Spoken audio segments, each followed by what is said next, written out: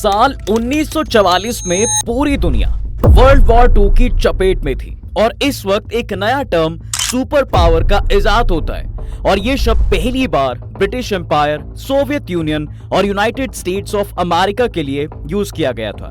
लेकिन cold war के दौरान ब्रिटिश एम्पायर डिसॉल्व हो गया और अब दो ही सुपर पावर बचे थे, सोवियट्स और अमेरिका। लेकिन जैसे एक मयान में दो तलवारें नहीं रह सकती, वैसे ही अब लड़ाई थी सिर्फ एक सुपर पावर कहे जाने की और इसलिए ही कोल्ड वॉर की इस जंग में सोवियत हार जाता है और 1991 में यूनाइटेड स्टेट्स ऑफ अमेरिका दुनिया की एकमात्र सुपर पावर बन जाता है। लेकिन इस कोल्ड वॉर में एक ऐसा स्पाई भी था जो आगे जाके रशिया का सुप्रीम लीडर बनने वाला था और आज वो रशिया को वापस सुपर पावर बनाने में लग चुका था। तो क्या पुतिन रशिया को सुपर पावर बना के रहेंगे और कौन सी ताकतें उनको सुपर पावर बनाने में अड़चने पैदा कर रही हैं? आइए जानते हैं आज के इस वीडियो में।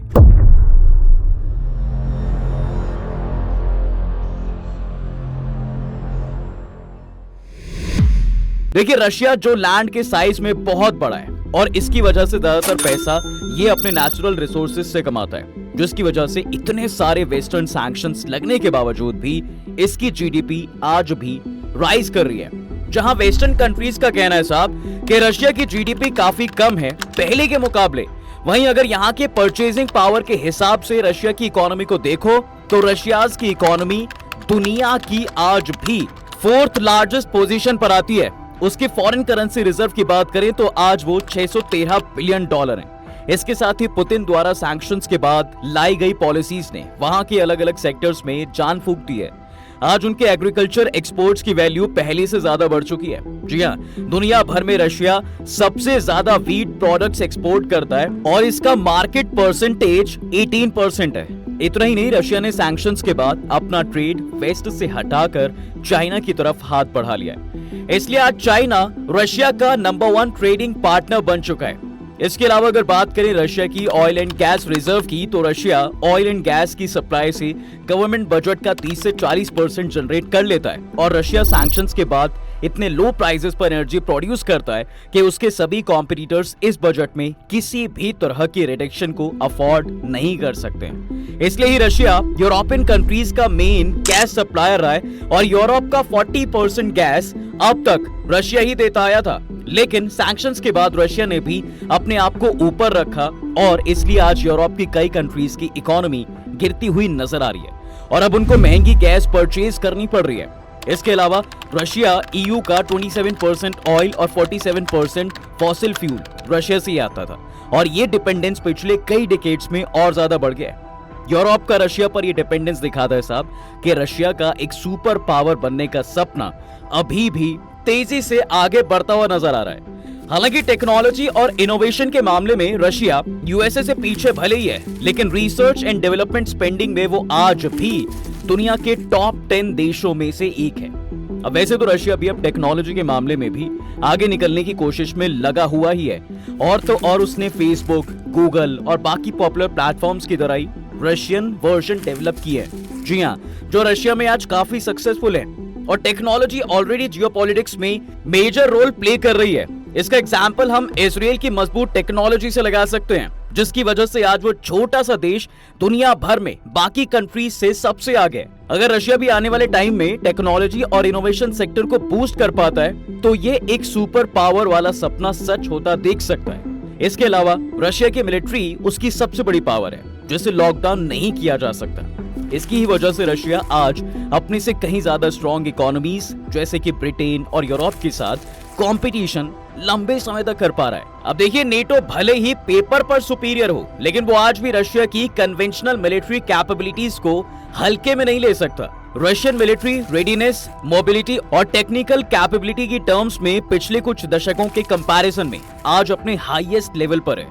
इतना ही नहीं, रशिया के पास special forces, machinery, research and military intelligence का भी एक फ्लेक्सिबल अरेंजमेंट मौजूद है। स्पेस और साइबर वॉर की कैपेबिलिटीज के टर्म्स में तो रशिया का कोई जवाब ही नहीं है। कोई जवाब ही नहीं है। इस चीज का एक एग्जाम्पल उसका सोलर विंड ब्रीच इसके रूप में सामने आए। इसमें रशियन हैकर्स ने यूएस गवर्नमेंट की कई एजेंसीज की जासूसी करते हुए पाए गए हैं। परचेजिंग पावर पैरिटी की टर्म्स में देखें तो रशिया लगभग $150 मिलियन से लेकर $180 मिलियन तक हर साल डिफेंस पे खर्च करता है।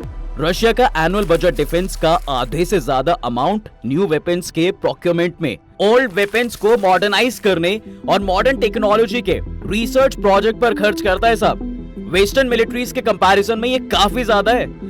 इस जनरल बजट का इस्तेमाल करके ही रशिया का मिलिट्री इंडस्ट्रियल कॉम्प्लेक्स आज हाइपरसोनिक मिसाइल से लेकर कई डायरेक्टेड एनर्जी वेपन्स जैसे कि lasers, electronic warfare system, advance submarines, integrated air defence system और एंटी सैटेलाइट वेपन जैसे कई नेक्स्ट जनरेशनल वेपन्स को डेवलप कर पाया। अब इन सब में सबसे इंटरेस्टिंग बात तो ये है कि 3 बार इकोनॉमिक रिसेशन के शॉक, लो ऑयल प्राइसेस और इंटरनेशनल सैंक्शंस के बाद भी वो अपने डिफेंस बजट को मेंटेन कर पा रहे हैं। इसलिए यूएसए को आज भी चिंता खाई जा रही है कि कहीं रशिया फिर से उसकी सिरदर्दी बनकर उसके सामने खड़ा हो जाए। लेकिन एक्सटर्नल फोर्सेस से ज्यादा रशिया की इंटरनल चीजें ही उसको सुपर पावर बनने में पीछे कर रही हैं। दरअसल रशिया की ज्यादातर जमीन बेहद ठंडे मौसम के कारण पूरी तरह से बेकार पड़ी है। रशिया में टेम्परेचर कई जगह पर -डिग्री तक भी पहुंच जाता है। इसलिए एरिया के हिसाब से रशिया की पॉपुलेशन बहुत कम है।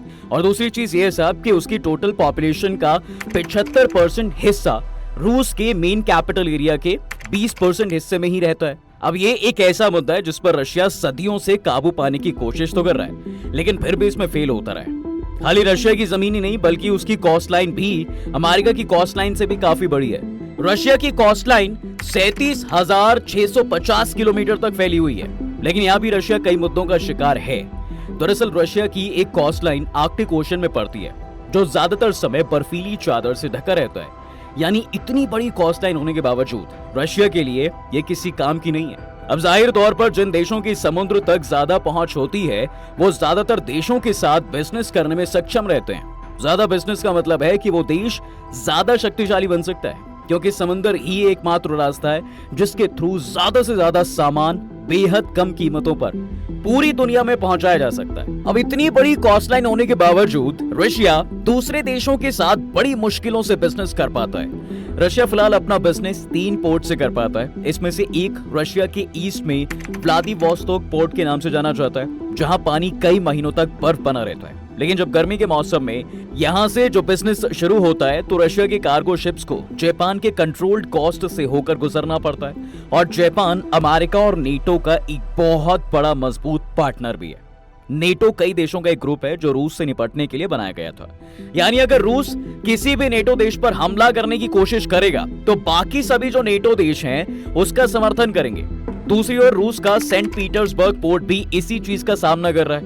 ये पोर्ट भी कई महीनों तक बर्फीली चादर से ढका रहता है और सही मौसम के दौरान कार्गो शिप्स को उन सभी देशों से होकर ही गुजरना पड़ता है जो नेटो और अमेरिका की अलाइड पार्टनर्स या मेंबर हैं। तीसरा है नोवोरोसिक पोर्ट, जो रशिया के साउथ में ब्लैक सी पर मौजूद है। यहाँ दरअसल बर्फ कोई बड़ी समस्या नहीं है, लेकिन कार्गो शिप्स को तुर्की के पास संकरे गलियारे से गुजरना पड़ता है। इसलिए यहाँ भी रशिया को खुलकर बिजनेस करने की आजादी नहीं है। बेशक रशिया और तुर्की के रिश्ते अब काफी बेहतर हो चुके हैं, लेकिन तुर्की वैसे है तो नेटो का सदस्य ही, यानी यहाँ भी रूस नाजुक स्थिति में ही है। इसलिए इतनी बड़ी कॉस्ट लाइन होने के बावजूद रशिया को इन पोर्ट्स के जरिए बिजनेस शुरू करने के लिए पहले सही मौसम का इंतजार करना पड़ता है और फिर अपने दुश्मन नेटो देशों की अनुमति से गुजरना होगा। जहां अमेरिका के बाद रशियन मिलिट्री दुनिया की सबसे शक्तिशाली मिलिट्री मानी जाती है, लेकिन यहाँ भी ठंडे मौसम की वजह से ही साफ रशिया अमेरिका से पीछे रह जाती है। इस ठंड के मौसम के कारण ही आज तक रशिया पर कोई कब्जा नहीं कर पाया है। यहाँ तो कि फ्रांस के ग्रेट नेपोलियन ने 6 लाख से ज्यादा सोल्जर्स के साथ रूस पर कब्जा करने की कोशिश की थी, लेकिन इस ठंडे मौसम के कारण ही उनकी सेना को घुटने टेकने पड़े। 6 लाख में से 1 लाख सोल्जर्स ही जीवित वापस लौटने में सफल रहे। वर्ल्ड वॉर 2 में हिटलर ने 38 लाख सैनिकों के साथ रशिया पर आक्रमण किया, लेकिन ये उसका एक दूर का ही सपना रह गया। इस वॉर में 10 लाख से भी ज्यादा जर्मन सोल्जर्स मारे गए और बाकी बचे लोगों को रशियन मिलिट्री ने बंदी बना लिया। इस हार से हिटलर इतना सदमे में था कि उसने आत्महत्या ही कर ली। अब तक तो आपने भी नोटिस कर ही लिया होगा वैसे कि कैसे ठंड का मौसम रशिया को आगे बढ़ने से रोक रहा है। यानी अगर रशिया के इस ठंडे मौसम को हटा दिया जाए तो वो नॉर्थ में समुद्र का इस्तेमाल करके अपना बिजनेस काफी आसानी से कर सकता है और पावरफुल हो सकता है। इसके अलावा रशिया के कई इलाके precious minerals like gold, uranium और डायमंड से भरे हुए हैं, लेकिन यहाँ भी ठंडे मौसम के कारण इनकी माइनिंग करना पॉसिबल नहीं है। अगर ये ठंडा मौसम ना हो तो रशिया इन सभी मेटल्स और मिनरल्स की माइनिंग करके दुनिया में सुपर पावर आसानी से बन सकता है। इसके अलावा जैसे कि आपको पहले ही बताया था मैंने कि रशिया व्हीट प्रोडक्ट्स का सबसे बड़ा एक्सपोर्टर है, और अगर रशिया अपनी लैंड का केवल 20% उपयोग करके दुनिया का सबसे बड़ा व्हीट एक्सपोर्टर बन सकता है, तो कल्पना करिए कि वो अगर 100% लैंड का यूज करता है साहब, तो उसका फ्यूचर कितना अलग होगा। और अगर ऐसा हुआ तो ये जीडीपी रैंकिंग में अमेरिका को काफी पीछे छोड़ सकता है। लेकिन यहां पर आपको जानकर हैरानी होगी कि एक ऐसा तरीका है जिससे रशिया इस ठंडे मौसम से छुटकारा पा सकता है, और वो है ग्लोबल वार्मिंग। ग्लोबल वार्मिंग के कारण पॉसिबल है कि आने वाले फ्यूचर में रशिया एक बार फिर से सुपर पावर बन जाए। बट फिलहाल अभी टेम्परेचर अमेरिका, यूरोप, जापान, चीन और साउथ कोरिया जैसी कंट्रीज में बढ़ता जा रहा है। वहीं एक्सपर्ट्स का मानना भी है कि ग्लोबल वार्मिंग के कारण हर साल बर्फ पिघलने की वजह से तकरीबन 2280 तक यहाँ पर टेम्परेचर रेंज और नॉर्थ की ओर बढ़ जाएगी। और यह फिलहाल अलास्का, कनाडा, ग्रीनलैंड, आइसलैंड और सबसे बढ़कर ये रशिया के चमकने का समय होगा। अब एक डेटा के मुताबिक और बताते हैं आपको कि आर्कटिक ओशन की बर्फ हर साल 13% कम हो रही है, और अगर ये सब ऐसे ही चलता रहा तो 2035 तक आर्कटिक ओशन में बर्फ नहीं रहने वाली, और इससे सबसे ज्यादा फायदा रशिया को होने वाला है। इन सब बातों के साथ साथ रशिया को एक और फायदा भी है। ग्लोबल वार्मिंग के कारण बर्फ पिघलने की वजह से समुद्र का रास्ता दिन प्रतिदिन बढ़ता जा रहा है, यानी जब समुद्र का स्तर बढ़ जाएगा, सबसे पहले ये कोस्टलाइन सिटीज को अपनी चपेट में लेगा। अमेरिका, जिसकी मेजर सिटीज कोस्टलाइन पर बसी हैं, आने वाले सालों में उसे काफी परेशानियों का सामना करना पड़ सकता है, जिसमें पूरे शहरों को खाली कराना भी शामिल है, और जाहिर तौर पर इस पर लाखों डॉलर खर्च होंगे। वही रशिया, जिसके कोस्टलाइन पर केवल 3 शहर हैं और दूसरे सभी मेजर सिटीज समुद्र से कम नहीं तो 600 किलोमीटर दूर हैं। इस बात का फायदा आने वाले समय में रशिया को होने वाला है। सुएज कैनाल जो इजिप्ट का सी रूट है, और यही रूट एशिया को यूरोप से जोड़ता है। यहाँ से सिर्फ चीन से ही नहीं बल्कि पूरे एशिया से शिप्स को यूरोप जाने के लिए इसका इस्तेमाल करना पड़ता है, जिसके लिए शिप्स को इजिप्ट सरकार को भारी फीस देनी पड़ती है। हर साल लगभग यहाँ से तकरीबन 2000 शिप्स तो इस रूट का यूज करते हैं, और हर शिप इजिप्ट सरकार को लगभग $4 लाख का टोल टैक्स देता है। यानी इजिप्ट सरकार को हर साल 20,000 जहाजों के एंट्री पर $8 बिलियन मिलते हैं। चीन के शंघाई पोर्ट से यूरोप के रॉटरडैम पोर्ट तक शिप्स को 18,000 किलोमीटर और 37 दिन की दूरी तय करनी पड़ती है। लेकिन एक बार जब आर्कटिक ओशन की बर्फ पिघल जाएगी तो शिप्स रशिया से होकर गुजरेंगे, जो शंघाई से रॉटरडैम तक के ट्रैवल को घटाकर 10,500 किलोमीटर और 22 दिन कर देगी। यानी साहब चाइनीज कंपनीज को ट्रांसपोर्ट में लाखों डॉलर की बचत होगी। साथ ही इस वजह से रशिया को भी अब दूसरे कंट्रीज से भारी टैक्स वसूलने का मौका मिलेगा।